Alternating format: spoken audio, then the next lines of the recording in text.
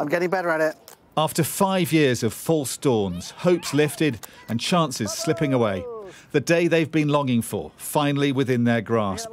Nazanin is coming home. For her husband Richard, it's the end of an unrelenting effort to rescue her. Before her release, we sat down to talk about his 5-year ordeal and what could be done to stop it happening to others. But first went back to the beginning and how the couple first met. You know, we obviously came from different backgrounds. Came from Iran. I'd never been to Iran at that stage. She'd never been to the UK until, well, they'd been there a month or so. But just, it was a really, it felt like coming home, like a really easy kind of conversation where we just talked and talked and talked. They married and had a daughter, Gabriella. Nazanin took her to Tehran to meet her parents. But on the way out at the airport, Iranian security moved in and arrested her. We didn't hear anything for 3 days. And I think, you know, imaginations really started to run wild as those days went on as to, my goodness, where is she, what's going on? I just remember thinking, this is crazy.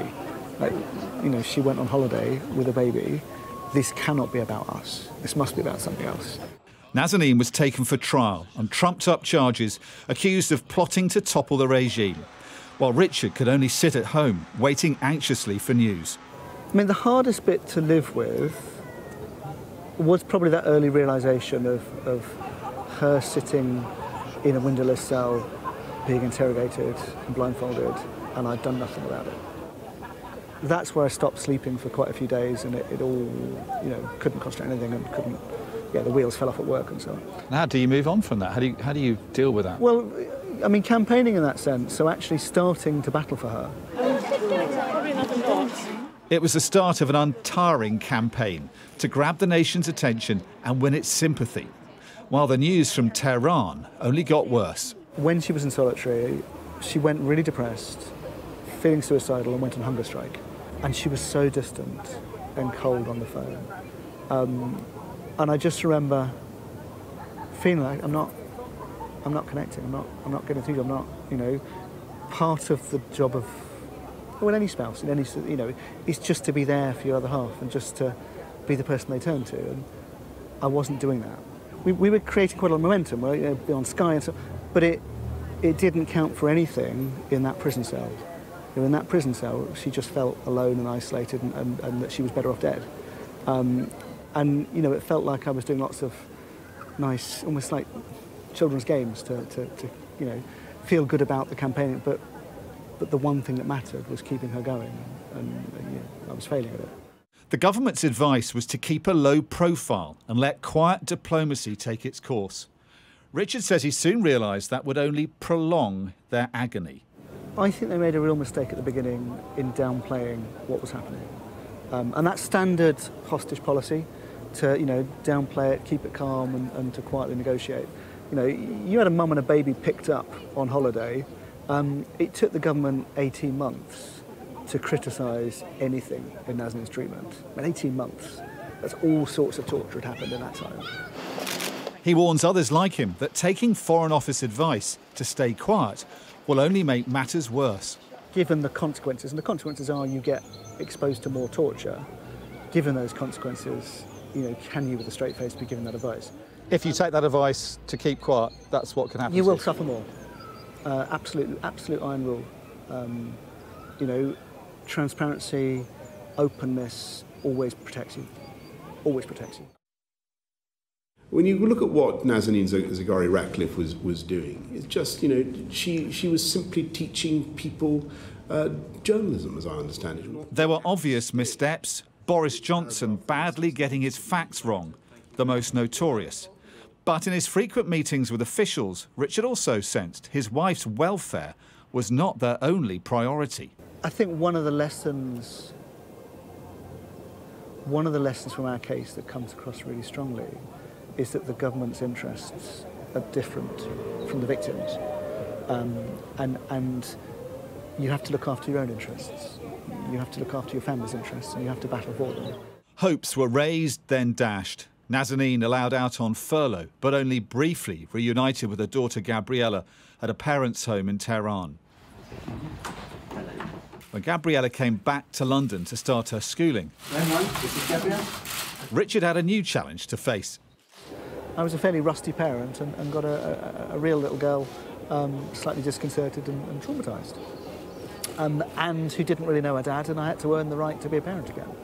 And, you know, meal times and bedtimes were proper battles at the beginning, with limited language as well. So, you know, there wasn't much she could control in life, so she battled on the things that she could. So, yeah, I think it was a good reawakening for me of normal life. Now you're going to chop all those tomatoes. Now, should we get a knife? Give me a sharp knife, because I love the Is sharp there knife. magic words? Please. I'm making a square and a circle with tomatoes. Very good. It doesn't feel safe enough, if I'm honest. Like, it feels like it might happen, but I you know, I'll just show you. It's still quite a messy house. I blame the two people on the sofa. Away from the cameras and campaigning, Richard has tried to keep life as normal as possible for his daughter. You know, normal life continues. 3 different meals. That's the kind of harmonious household we are. Using the phone to keep in touch with Nazanin thousands of miles away as much as they can. I love you, baby. You going to say bye-bye to Mummy? I love you, Daddy. I love you. Bye-bye. Love you, Daddy. Try and sleep well, huh? Speak to Mummy. you. Who did that one? Together, Gabriella and he counted down the days to the end of Nazanin's sentence. But when it came, she remained barred from leaving the country. Dad! Over time, Iran made it clear Nazanin's fate was linked with a debt, stretching back decades to the time of the Shah of Iran. For tanks Iran paid for, but Britain never delivered. Richard lobbied for it to be paid. You can literally be tortured over a British government debt, and that's not the government's problem, that's your problem. It's really sobering. And it won't change without the law changing. But not everyone in government was convinced. Foreign Office Minister at the time, Alistair Burt, says paying back the debt was subject to intense debate. But you were clearly pushing for more progress, and there were those who were saying, not so fast, keep the brakes on. I mean, how frustrating was that for you? I was more frustrated by the fact that the Iranians were holding Nazanin, and they shouldn't have done. Obviously, but how frustrated were you by that pace of in government? I would have said, I mean, I would have liked to have seen that impediment removed, but I did understand the case about the sanctions and the difficulties the United Kingdom was in relation to that, and also the difficulties of being seen to pay a ransom. Richard Ratcliffe is convinced Nazanin could have been released far earlier. It didn't need to have taken 5 years. There are clearly things that could have been done differently. And you know, it really should not have taken 5 years. That's an awful lot of our lives to have been lost. From the start, says Richard, the government has handled the Iranians the wrong way. It's a complete mistreatment for how you're going to solve something like this. You need to treat this like organised crime. So I think for me, you know, there are moments where yeah, I'm cross with individuals in the way they've acted in certain ways. I think Nazanin is yeah, absolutely cross that she's lost so many years of her life. And there are consequences, you know, we don't get those years back, but also, you know, having any more children, getting beyond emotion. I mean, yeah, there are scars that will take a long time to heal. Some may be permanent, and that's our fate. Nazanin's story has highlighted others caught up in Iran's cruel practice of hostage diplomacy and Britain's failure to stop it, including South London retiree Anusha Ashuri, held now for 3.5 years. His family equally critical of the Foreign Office. But we haven't seen results. And, you know, it's one thing to sit there and be polite and civilized and listen to what they have to say, but at the end of the day, nothing's being done. So how far can that politeness take you? How far can you sit there and smile? America was able to secure its journalist Jason Rezine's release in Iran after just 1.5 years.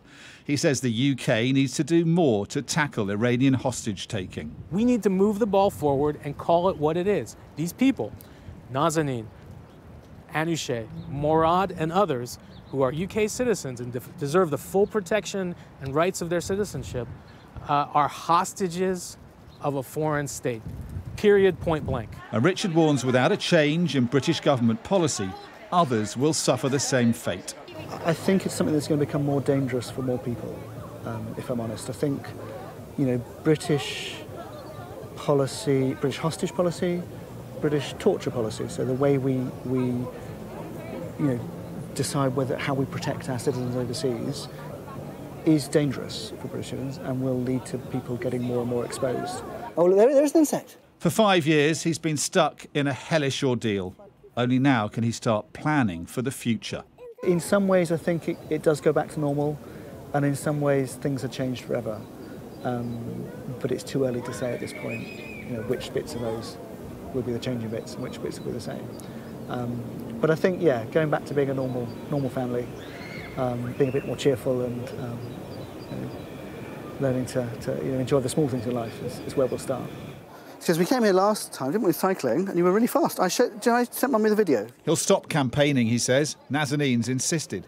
So we'll see less of Richard Ratcliffe and Nazanin, they hope, as they retreat from the public eye and try to make up for the years her Iranian captors stole from them. Dominic, Waghorn, Sky News.